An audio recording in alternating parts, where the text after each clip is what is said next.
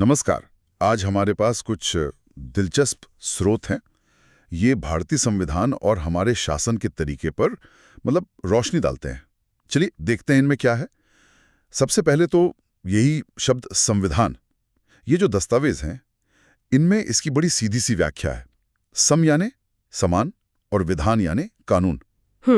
तो सीधे शब्दों में कहें तो ये उन नियमों का सेट है जिनसे देश चलता है। बिल्कुल। और राजव्यवस्था। हाँ, राजव्यवस्था मतलब इसी संविधान को असलियत में लाना, अमल में लाना, वो तरीका। अच्छा, तो इन स्रोतों को खंगालने का हमारा मकसद क्या है? यही समझना कि भारतीय संविधान की नींव क्या है, इसकी जरूरत ही क्यों पड़ी, और इसमें ऐसा क्या खास है। हाँ। और ये हमारे देश के शासन को कैसे आकार देता है। सही। तो फिर शुरू करते हैं एकदम बेसिक सवाल से। आखिर ये संविधान चाहिए ही क्यों? देखिए, इन नोटों से एक बात तो साफ है, संविधान का पहला काम क्या है? समाज को कुछ बुनियादी नियम देना। बिल्कुल। ऐसे नियम जिनसे लोगों में आपस में कम से कम एक तालमेल रहे, एक भरोसा। हाँ, भरोसा बहुत जरूरी है। सोचिए जरा, अगर कोई नियम ही ना हो। हाँ, कैसा मंजर होगा? पूरी तरह अफरा तफरी मच जाएगी। बिल्कुल, अराजकता। और दूसरा अहम काम, जैसा इन स्रोतों में है, वो ये तय करना कि भाई समाज में फैसले कौन लेगा। अच्छा। सरकार कैसे बनेगी, क्या कोई राजा तय करेगा, या जैसे हमारे यहाँ लोकतंत्र है, जनता अपने प्रतिनिधि चुनेगी। संविधान ये पूरा ढांचा देता है। और यहीं पर बात और दिलचस्प हो जाती है, सरकार की शक्तियों पर लगाम लगाना। हाँ, ये बहुत जरूरी है। ये संविधान का तीसरा बड़ा काम है, सरकार अपनी मनमानी ना कर पाए। इन नोटों में मौलिक अधिकारों का जिक्र है, जैसे अनुच्छेद 21, जीवन जीने का अधिकार। हाँ। और कमाल की बात यह है कि इसमें सिर्फ जीना नहीं, बल्कि सोना, खाना पीना, यहाँ तक कि अपनी पसंद से शादी करना भी सब शामिल माना गया है। हाँ, इसकी व्याख्या काफी विस्तृत हुई है। या फिर देश में कहीं भी घूमने फिरने की आजादी, ये सब सीमाएं हैं सरकार पर। हाँ, और अनुच्छेद 17 भी है, छुआछूत का अंत। बहुत महत्वपूर्ण। इन दस्तावेजों में वो नागरिक अधिकार संरक्षण अधिनियम 1955 उसका भी जिक्र है, जिसमें सजा का भी प्रावधान है अगर कोई ये भेदभाव करे। सही। तो ये सिर्फ अधिकार दिए नहीं, उनको लागू करवाने का तरीका भी बताया है। बिल्कुल। और ये सीमाएं कितनी मजबूत हैं, इसका अंदाजा इस बात से लगाइए कि इमरजेंसी में भी, आपातकाल में भी ये पूरी तरह खत्म नहीं होती। अच्छा। हाँ, सूत्रों के मुताबिक चाहे नेशनल इमरजेंसी हो, अनुच्छेद 352, या राज्यों में राष्ट्रपति शासन, अनुच्छेद 356, या फिर फाइनेंशियल इमरजेंसी, अनुच्छेद 360। अनुच्छेद 20 यानी अपराधों की सजा के बारे में संरक्षण, और अनुच्छेद 21 जीवन और व्यक्तिगत स्वतंत्रता, ये निलंबित नहीं किए जा सकते। अरे वाह। हाँ, ये गारंटी 44वें संशोधन से पक्की की गई थी 1978 में। बाकी मौलिक अधिकार भले ही सीमित हो जाए, पर ये दो तो रहेंगे ही। तो ये तो हुई सरकार पर लगाम कसने की बात, लेकिन क्या संविधान सिर्फ रोकता ही है या कुछ करने की शक्ति भी देता है? चौथा काम क्या है? नहीं, सिर्फ रोकना नहीं, चौथा काम भी उतना ही जरूरी है। वो है सरकार को ताकत देना। ताकत किस लिए? ताकि वो लोगों की उम्मीदें पूरी कर सके, एक बेहतर, एक न्याय वाला समाज बना सके। तो संविधान सरकार को अच्छे काम करने की शक्ति भी देता है। इसके कुछ उदाहरण भी दिए हैं इन स्रोतों में, जैसे वो 1982 के एशियन गेम्स का मामला था। हाँ, सुना है। जब मजदूरों को तय से कम मजदूरी दी जा रही थी, तो अदालत ने उसमें दखल दिया। ये दिखाता है कि संविधान कमजोरों के लिए भी है। एक और बहुत दुखद कहानी है असम के मचल लालुंग की। हाँ, उनके बारे में भी पढ़ा है। जिन्हें सिर्फ शक के आधार पर 23 साल की उम्र में गिरफ्तार किया, और वो अपनी जिंदगी के 54 साल जेल में काट के 2005 में रिहा हुए। 54 साल? हे भगवान। हाँ, तो ये मामले याद दिलाते हैं कि ये जो संवैधानिक अधिकार हैं, ये असल जिंदगी में कितने मायने रखते हैं, और न्याय दिलाने में सिस्टम की क्या भूमिका है। ये जरूरत और काम तो समझ आ गए। अब जरा भारतीय संविधान की कुछ अनोखी बातें देखते हैं। इन नोटों में लिखा है कि ये दुनिया का सबसे बड़ा लिखित संविधान है। हाँ, है ना कमाल की बात। करीब 1,17,000 शब्द। शुरुआत में 395 अनुच्छेद थे, अब तो शायद 448 के आसपास हैं। ये तो एक महाग्रंथ जैसा हो गया। बिल्कुल। बहुत विशाल है, और तुलना करें तो जैसा इन दस्तावेजों में है, अमेरिका का संविधान अनुच्छेदों के हिसाब से सबसे छोटा, सिर्फ 7 अनुच्छेद। सिर्फ 7? हाँ, और शब्दों के हिसाब से शायद मोनाको का सबसे छोटा बताया गया है। अच्छा। और जहां अमेरिका का संविधान 1789 सबसे पुराना लिखित है, वहीं क्यूबा का 2019 सबसे नया। और एशिया का? इन नोटों में एशिया का सबसे पुराना लिखित संविधान जापान का बताया है 1889। हालांकि नोट में साल शायद 1689 लिखा है, पर ज्यादातर जगह 1889 ही मिलता है। हम स्रोत के हिसाब से चल रहे हैं। ठीक है। और ये सिर्फ लिखा ही नहीं गया, इसे तो खूबसूरती से सजाया भी गया है। हाँ, ये भी एक खास बात है। इन स्रोतों से पता चलता है कि नंदलाल बोस, राम मनोहर सिन्हा, शांति निकेतन के कलाकार, इन सब ने इस पर चित्रकारी की है। अंग्रेजी में इसे प्रेम बिहारी नारायण राजादा ने लिखा, और हिंदी में वसंत कृष्ण वैद्य ने, वो भी अपने हाथों से। हाँ, कैलीग्राफी। और अवनींद्रनाथ टैगोर, जिन्होंने वो भारत माता का प्रसिद्ध चित्र बनाया था, उनका भी योगदान रहा।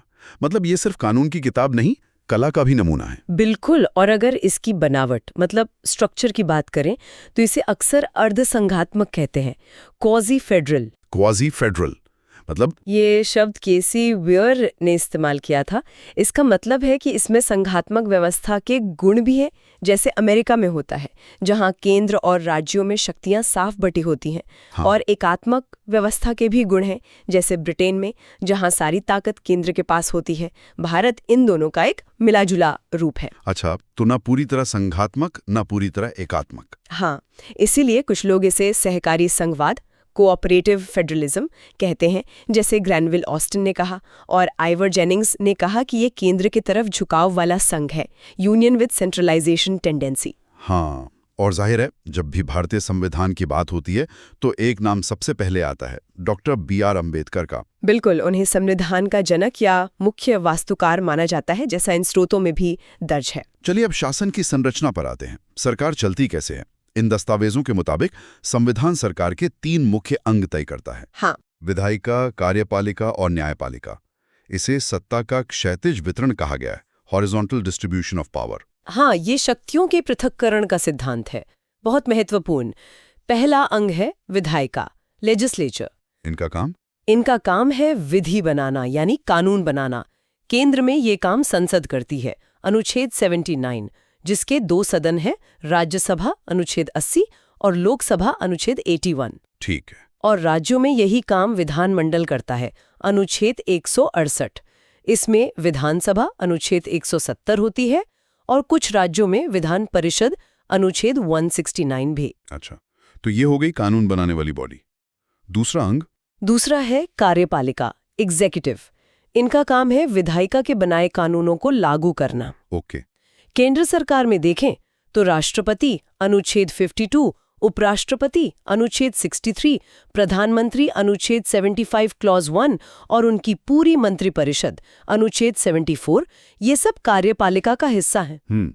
इसी तरह राज्यों में राज्यपाल अनुच्छेद 153, मुख्यमंत्री अनुच्छेद 164 और उनकी मंत्रिपरिषद अनुच्छेद 163, ये राज्य की कार्यपालिका हैं। समझ गया।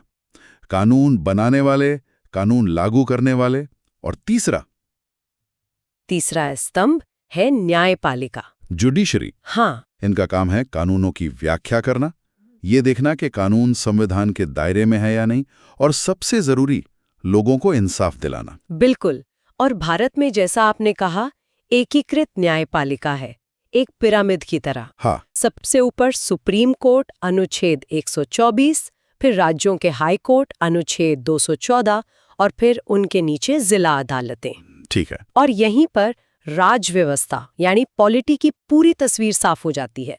जैसा इन स्रोतों में बताया है, राज व्यवस्था मतलब किसी राष्ट्र या स्टेट को चलाने का पूरा तरीका, एडमिनिस्ट्रेशन। अच्छा। इसके 4 बुनियादी तत्व माने गए हैं। पहला, एक तय आबादी होनी चाहिए, पॉपुलेशन। दूसरा, एक निश्चित भूभाग, टेरिटरी। तीसरा, उसे चलाने के लिए एक सरकार, गवर्नमेंट। और चौथा, सबसे जरूरी शायद। हाँ, चौथा और सबसे जरूरी, संप्रभुता, सॉवरेनिटी। मतलब अपने फैसले खुद लेने की पूरी आजादी, अंदरूनी भी और बाहरी मामलों में भी। किसी और देश का दबाव ना हो, इन नोटों में संप्रभुता के भी कई रूप बताए हैं। हाँ, बताएं। आंतरिक संप्रभुता मतलब देश के अंदर सबसे बड़ी शक्ति, बाहरी मतलब विदेश नीति में आजादी। फिर नाम मात्र की संप्रभुता, वो राष्ट्रपति के पास है। हाँ, क्योंकि सारे काम उनके नाम पर होते हैं। पर असली ताकत, वास्तविक संप्रभुता, वो तो प्रधानमंत्री और उनकी कैबिनेट के पास है। बिल्कुल, संसदीय व्यवस्था में यही होता है। और एक दिलचस्प बात, लोकप्रिय संप्रभुता, पॉपुलर सॉवरेनिटी, जनता में मानी जाती है, क्योंकि आखिरकार सरकार तो वही चुनती है ना। हाँ, हम भारत के लोग। संविधान की शुरुआत यहीं से होती है। और कानूनी संप्रभुता तो संविधान में ही है, क्योंकि वही देश का सर्वोच्च कानून है। एकदम सही। ठीक है, तो संविधान बन गया, सरकार के अंग तय हो गए, लेकिन देश चलाने के लिए सिर्फ यही काफी नहीं, और भी बहुत सारी संस्थाएं काम करती हैं। हाँ, बिल्कुल। इन स्रोतों में इन संस्थाओं को 3 तरह से बांटा गया है। हाँ, ये वर्गीकरण समझने में आसानी करता है। पहली है संवैधानिक संस्थाएं, कॉन्स्टिट्यूशनल बॉडीज। जैसा नाम से ही लग रहा है। हाँ, जिनका जिक्र सीधे संविधान के किसी न किसी अनुच्छेद में मिलता है। जैसे मान लीजिए वित्त आयोग, आर्टिकल 280। जो केंद्र और राज्यों के बीच पैसे के बंटवारे पर सलाह देता है। बिल्कुल। या फिर निर्वाचन आयोग, इलेक्शन कमीशन, आर्टिकल 324, जो सारे चुनाव करवाता है। ये सब संवैधानिक संस्थाएं हैं। ठीक है, दूसरी तरह की? दूसरी है गैर संवैधानिक संस्थाएं, एक्स्ट्रा कॉन्स्टिट्यूशनल बॉडीज। अब इनका जिक्र संविधान में नहीं है। अच्छा, पर ये या तो संविधान के लक्ष्यों को पूरा करने में मदद करती हैं या शासन चलाने में सहायक होती हैं। ये भी 2 तरह की हो सकती हैं। कौन कौन सी? एक होती है कार्यकारी संस्थाएं, एग्जीक्यूटिव बॉडीज, जो सरकार के आदेश मतलब कैबिनेट के फैसले से बन जाती हैं, जैसे नीति आयोग। हाँ, जो योजना आयोग की जगह बना। हाँ, और दूसरी होती है सांविधिक संस्थाएं, स्टैट्यूटरी बॉडीज, जिन्हें संसद बाकायदा कानून पास करके बनाती है। अच्छा, कानून के जरिए? जैसे राष्ट्रीय मानवाधिकार आयोग, NHRC, ये 1993 के कानून से बना, या केंद्रीय सूचना आयोग CIC, जो 2005 के RTI कानून से बना, या राष्ट्रीय महिला आयोग NCW, जो 1990 के एक्ट से बना। ये सब सांविधिक हैं। समझ गया। तो संवैधानिक जिनका जिक्र संविधान में है, गैर संवैधानिक जो संविधान में नहीं है, पर या तो सरकारी आदेश से बनी, कार्यकारी, या संसद के कानून से, सांविधिक। हाँ।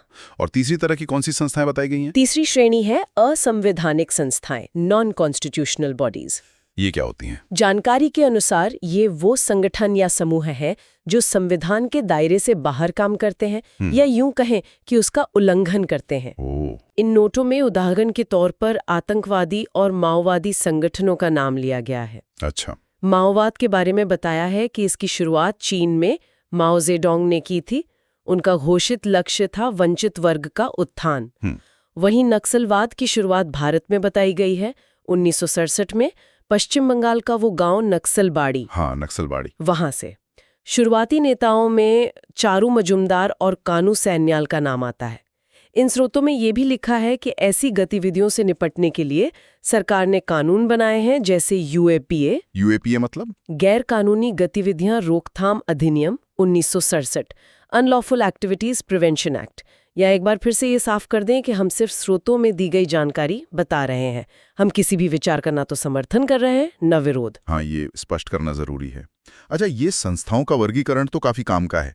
अब एक और अहम कॉन्सेप्ट है संघवाद, फेडरलिज्म। हाँ, इन नोटों में बताया गया है कि देश आपस में कैसे जुड़े होते हैं। उस आधार पर 3 तरह के मॉडल हो सकते हैं। बिल्कुल। ये समझना जरूरी है कि अलग अलग देश कैसे ऑर्गेनाइज्ड हैं। सबसे ढीला ढांचा होता है परिसंघ, कॉन्फेडरेशन। परिसंघ? हाँ, इसमें क्या होता है कि जो सदस्य राज्य या देश होते हैं वो पूरी तरह आजाद होते हैं, अपनी मर्जी से एक साथ आते हैं किसी खास मकसद के लिए, और जब चाहें अलग हो सकते हैं। अच्छा, मतलब जुड़ना और अलग होना आसान है। हाँ, इतिहास में देखें तो अमेरिका की जो शुरुआती 13 कॉलोनियां थीं, वो एक तरह का परिसंघ थी। या जैसे पूर्व सोवियत संघ USSR को भी कुछ लोग इसी श्रेणी में रखते हैं। ठीक है, और दूसरा मॉडल? दूसरा है संघ, फेडरेशन। इसमें भी केंद्र और राज्यों के बीच शक्तियों का बंटवारा होता है। दोनों की अपनी अपनी सरकारें होती हैं, लेकिन यहाँ राज्यों का अलग होना उतना आसान नहीं होता जितना परिसंघ में। मतलब ये ज्यादा मजबूत जोड़ है। हाँ, ज्यादा मजबूत। आज का जो अमेरिका है वो इसका अच्छा उदाहरण है, जहां राज्यों के पास काफी अधिकार हैं, अपनी स्वायत्तता है। इन स्रोतों में अवशिष्ट शक्तियों रेसिडुअरी पावर्स का भी जिक्र है। हाँ। अमेरिका में ये शक्तियां राज्यों के पास हैं, मतलब जो शक्तियां न केंद्र को दी गई न मना की गई वो राज्यों की मानी जाती हैं। अच्छा। और तीसरा मॉडल जो भारत से जुड़ा है, वो है यूनियन। हमारे संविधान का पहला ही अनुच्छेद कहता है India that is Bharat shall be a union of states. Bharat राज्यों का एक संघ होगा। यूनियन ऑफ स्टेट्स, फेडरेशन नहीं है। फेडरेशन नहीं। हाँ, यूनियन। इसका मतलब है कि भारत के राज्य किसी समझौते के तहत एक साथ नहीं आए हैं, वो पहले से ही एक थे।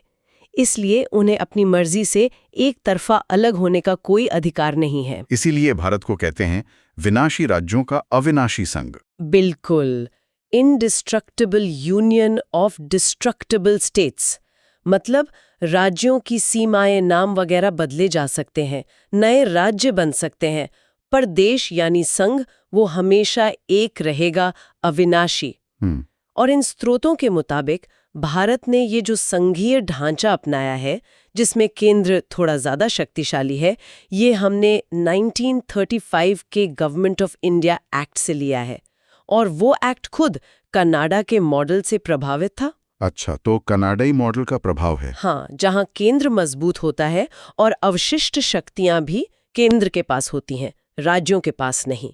तो आज की ये जो सारी बातचीत हुई, इसका निचोड़ क्या निकाल सकते हैं हम? ये तो साफ है कि संविधान किसी भी देश के लिए मतलब रीढ़ की हड्डी जैसा है। बिल्कुल। ये सिर्फ नियम कानून नहीं बनाता, बल्कि पूरे समाज को, सरकार को एक दिशा देता है, नागरिकों को अधिकार देता है। निश्चित रूप से। हमने देखा कि भारतीय संविधान कितना अनोखा है। दुनिया का सबसे बड़ा लिखित संविधान। हाँ, उसका वो अर्ध संघात्मक चरित्र, क्वाजी फेडरल नेचर। हाँ। और शासन के वो 3 स्तंभ, विधायिका, कार्यपालिका, न्यायपालिका। हमने अलग अलग तरह की संस्थाओं को भी समझा, संवैधानिक, गैर संवैधानिक, असंवैधानिक और संघवाद के अलग अलग मॉडल भी देखे। हाँ। और ये भी देखा कि कैसे संविधान एक तरफ तो सरकार पर सीमाएं लगाता है, उसे बेलगाम होने से रोकता है मौलिक अधिकारों के जरिए, तो दूसरी तरफ उसे लोगों की भलाई के लिए, उनकी आकांक्षाएं पूरी करने के लिए ताकत भी देता है। ये एक तरह का संतुलन साधने की कोशिश है। हाँ, बिल्कुल। और यहीं से एक सवाल या कहें एक विचार मन में आता है, जिस पर शायद हमारे श्रोता भी सोच सकते हैं। क्या? कि संविधान के ये 2 काम हैं। एक सरकार को काबू में रखना, सीमित करना, और दूसरा सरकार को ताकत देना, सशक्त बनाना। ये कभी-कभी एक दूसरे के उलट से लगते हैं, है ना? हाँ, लगते तो हैं। तो सवाल ये है कि इन 2 विरोधी सी लगने वाली जरूरतों के बीच एक समाज लगातार संतुलन कैसे साधता है?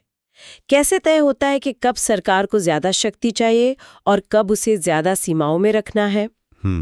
ये तो बड़ा गहरा सवाल है। हाँ, ये संतुलन बनाना तो एक निरंतर चलने वाली प्रक्रिया है, एक लगातार चलने वाली कोशिश।